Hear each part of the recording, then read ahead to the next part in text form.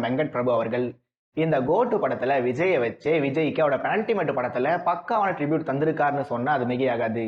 ஏன்னா இந்த படத்துல நடிகர் விஜயோட பழைய பட ரெஃபரன்சஸ் இருக்கா? இருக்கு. ஈஸ்டர் எக்ஸ் இருக்கா? இருக்கு.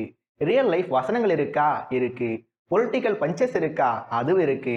அப்படி போடு ஹலமத்தி ஹபி போன்ற நடன அசைவுகள் இந்த படத்துல இருக்கானா? இந்த படத்துல இல்லாத விஷயங்களே இல்லை. அடுத்து விஜய 10 வயசுல பார்க்கணுமா, 20 வயசுல பார்க்கணுமா, 40 வயசுல பார்க்கணுமா, அவரை ஹீரோவா பார்க்கணுமா, வில்லனா பார்க்கணுமா, காமெடியனா பார்க்கணுமா, ஃபைட் பண்ணி பார்க்கணுமா, டான்ஸ் ஆடி பார்க்கணுமா, பாட்டு பாடி கேட்கணுமா, பக்கம் பக்கமா பஞ்சு பேசுற அழகை ரசிக்கணுமான்னு நீங்க எல்லாம் கேட்டா அவங்க எண்ணெயை தருவாங்க. நீங்க எல்லாம் கேட்டா அவங்க சாப்பாடு தருவாங்க. அந்த சாப்பாடு பிரியாணியா இருக்கும். அந்த பிரியாணியும் மட்டன் பிரியாணி தான் இருக்குன்னு சொல்ற அளவுக்கு இந்த கோட்டு படம் முழுக்க ஒரே விஜயிசம் விஜயிசம் விஜயிசம்னு சொன்னா அது மிகையாகாது. ஏன்னா நடிகர் விஜய் அவர்கள் த கிரேட்டஸ்ட் ஆஃப் ஆல் டைமா இல்லையான்னு எனக்கு தெரியல.